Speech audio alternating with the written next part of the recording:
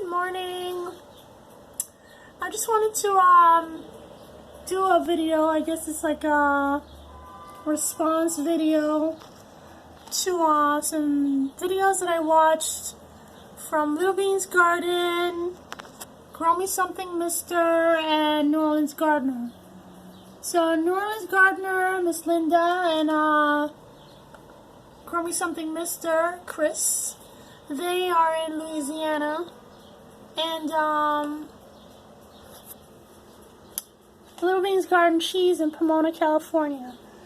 Excuse me. So let me see. So anyway, so they were all basically asking about, curing garlic, and tips on how to do that so that they last a long time. And like you see, I still have plenty of garlic from last year. I had a good harvest.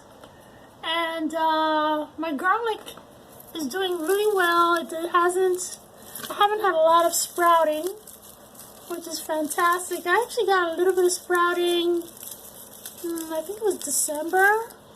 But this set here, I haven't had any problems with. As you can see, I still have lots.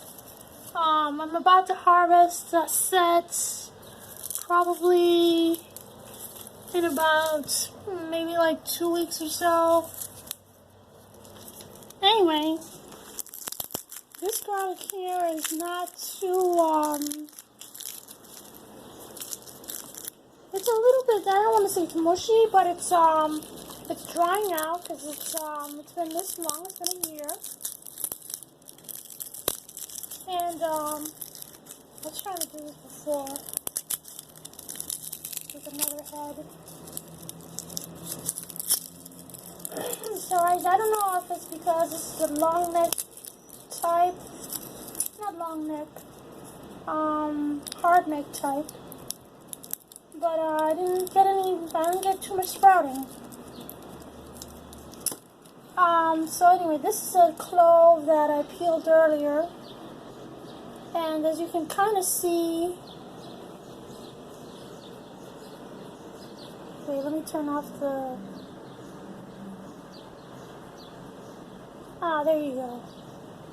As you can see, this clove is a little bit shriveled, and that's what they're looking like now. They're just a little bit shriveled because they're kind of getting old, but they're still perfectly good to eat. As you can see, the bottom is not spoiled, the tip is not doing anything funny, it's not sprouting, so this is a perfectly edible clove of garlic, and they're all basically like that. So I'm gonna say, because I was just pondering this today, because in the past I've had garlic I've grown garlic and I've put it to cure, and it's all sprouted. I mean, I've never had this much garlic to keep for this long anyway, but last year I grew my garlic, and when I harvested it, I put it in the greenhouse. And I left it in there. The greenhouse is going to be like, sunny and hot and kind of baking hot. So that's what I did. I put it in there. And I remember watching a video by Swedish Homestead, I think.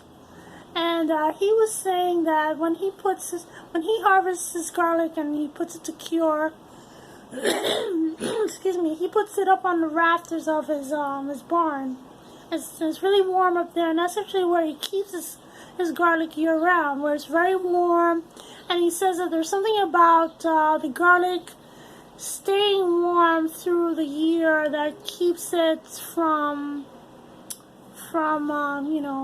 sprouting, from going bad. And so I don't know, maybe that's part of this.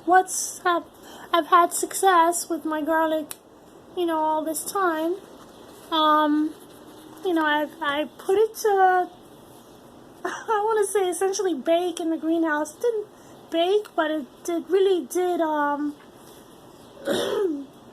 became exposed to very high temperature, because it gets really warm in there in the summertime when it's like, you know, if it's an 80-degree day outside and it gets warmer than that, in the summer, it'll be like 100 degrees inside the greenhouse, even if the window and the doors are wide open, just because it's retaining all that heat. So it received a lot of warmth and a lot of, you know, obviously ventilation, and it was kept very dry, and that, I think, really helped with the curing. So for 3 weeks, about 3 weeks, you allow your garlic to stay and to cure.